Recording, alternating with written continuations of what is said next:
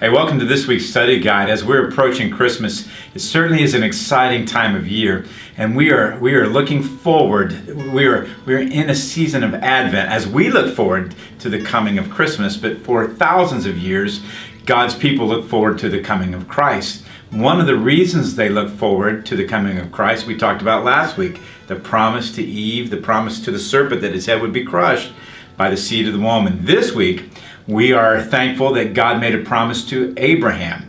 Remember Father Abraham, the beginning of the Jewish race of people, the Jewish religion. And in Abraham, God made certain promises that really impact us today and that are fulfilled in Jesus Christ. As a matter of fact, again, when you open your Bibles to Matthew chapter 1, you find Abraham.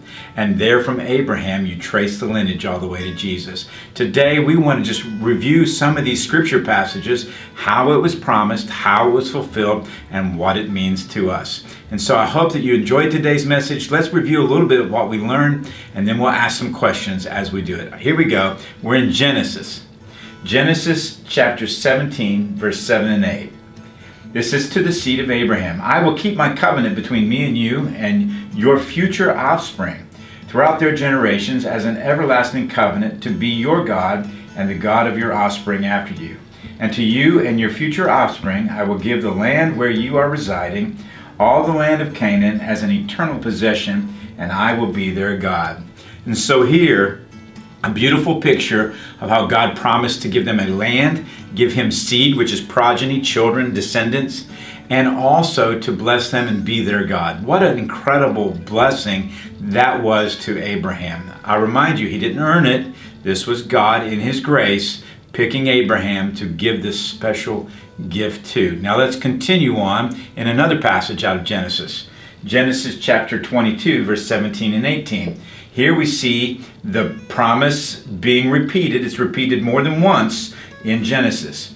In blessing I will bless you, and in multiplying I will multiply your descendants as the stars of the heaven and as the sand which is in the seashore.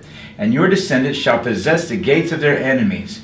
In your seed all the nations of the earth shall be blessed. Did you hear that? In your seed, that is through your descendants, all the nations. Now here is Israel. I'm going to make you a nation, Abraham. But because of your nation, all nations will be blessed. Now today, we ought to be very thankful for that because very few of us are descendants of Abraham. But we'll get into that a little bit more later. And so that brings us to how is this fulfilled? Well, Paul tells the Galatians exactly how this was fulfilled. Let's look at that passage. Galatians chapter 3, verse 16 through 19. Now the promises were spoken to Abraham and to his seed. He does not say, and to seeds, as though referring to many, but referring to one, and to your seed, who is Christ. And I say this, the law, which came 430 years later, does not revoke a covenant that was previously ratified by God and cancel the promise. For if the inheritance is from the law, it is no longer from the promise, but God granted it to Abraham through the promise. Why then was the law given? It was added because of transgressions, until the seed to whom the promise was made would come. Wow, this is a fascinating passage. Here God promises to Abraham that all the nations will be blessed through his seed, not seeds, that means singular. There is one, and it is Jesus Christ. Paul intimates that in this passage, and of course surrounding passages affirm he's talking about Jesus. Now here's an interesting thing. After Abraham, 430 years later came Moses, and with Moses came the law. And so the idea is here, was the promise to be a blessing to all nations, was that coming through Moses and the ability to keep the law? No, he says that superseded the law. It superseded all the rules. It was a promise. Period. The end. God made a promise he would see it come to pass. And that's one of the beautiful things about this whole promise. God is the one who works it out. It was never up to men to work out their salvation. It is God who worked it out, who made it possible. And so that brings us to a couple questions. Here we go. Question number 1. How are you a beneficiary of this promise made to Abraham? Well, remember, to Abraham, he said, all nations of the world shall be blessed. I remind you what we said in the message. Before Abraham was the Tower of Babel and tremendous confusion that came upon the world. As this is being promised to Abraham, Sodom and Gomorrah are going to be destroyed. Here we see that God, in the midst of an evil and perverse world, would protect his revelation, would create a way for blessings to come. Through the promise to Abraham, you and I have Jesus Christ. We have salvation. Aren't you glad about that today? That leads us to the second question from this passage. How did God fulfill this promise to Abraham? It's interesting. Abraham finally had children. He jumped ahead and he didn't obey God. He ended up laying with his wife's handmaiden and had a son named Ishmael. It wasn't through his seed. It was through the promise to Abraham and Sarah, who in their old age had a child, and his name was Isaac. And so through Isaac and through that lineage ultimately comes Jesus. And again, as you read Matthew chapter 1, you can trace that. God fulfills his promise to Abraham in Jesus Christ. Today, we again are blessed because God made that promise and fulfilled it through Jesus. That leads us to a second section that we talked about this morning. Let's go to that passage. Here we see in Genesis chapter 17, verse 19, the importance of the seed of Isaac. Then God said, "Yes, but your wife Sarah will bear you a son, and you will call him Isaac. I will establish my covenant with him as an everlasting covenant for his descendants after him." Now, this is really, really important. We discussed it today in the message. Why don't you just pause the video right now and ask yourselves and see if you can remember, why is this prophecy so important?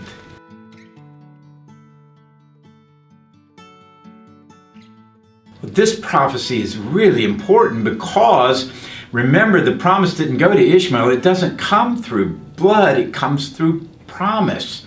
We see here that the relationship with God is never a birthright.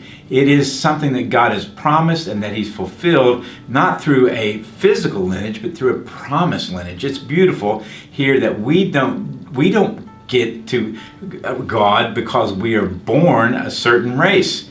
We get to God because he made a promise in the beginning to bring Christ through. See, it never was Abraham, it never was Isaac or Jacob. It was always about the seed that is Jesus Christ. So let's go to the third section that we talked about in the message, and that is how this was all fulfilled. Now, we've already hinted around that, we've talked about it, but let's go ahead to this passage. We are in Genesis chapter 18, verse 17 through 19. What is it then that we have? What is the significance of this promise to Abraham? Here it is. Then the Lord said, "Should I hide what I'm about to do from Abraham? Abraham is to become a great and powerful nation, and the nations of the earth will be blessed through him. For I have chosen him so that he will command his children and his house after him to keep the way of the Lord by doing what is right and just. This is how the Lord will fulfill to Abraham what he had promised him." Wow, this is really awesome because the whole rest of the Bible is basically based upon this. God not only made a promise to Abraham, but God made a way for Abraham's people, his lineage, to bring forth Christ. You see, here's the point. God is going to give Abraham and his people laws by which to live. He's going to give him presence. He's going to give them his presence, not presence as in Christmas, but his being with them, dwelling with them. He's also promising to protect them from enemies. He's giving them a land in which they can live. And he says, "I will bless those who bless you. I will curse those who curse you." But at the same time, he's also giving them discipline. If they get off the rails too far, God gives them correction. And sometimes that means even allowing them to be out of their land temporarily, as we saw as we look at the book of Isaiah, for instance. They're going to lose their land. They lose their land, but they're going to get back in the land. And certainly they did that in books like Ezra and Nehemiah. So here's the point.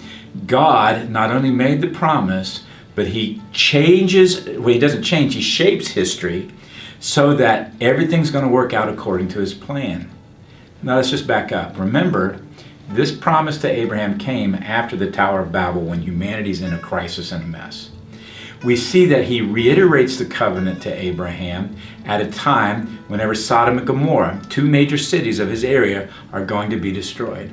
You see here that God is going to make it possible for you and me to be saved. He's going to shape history. He's going to defeat nations. He's going to correct Israel. He's going to give them guidance. He's going to be with them. This is beautiful. This is what God did throughout history so that you and I could be saved. That leads us to our question. What extraordinary steps did God take throughout history to assure the delivery of Christ and the blessings of the world? Can you think of other things that he did to make sure that this would come to pass?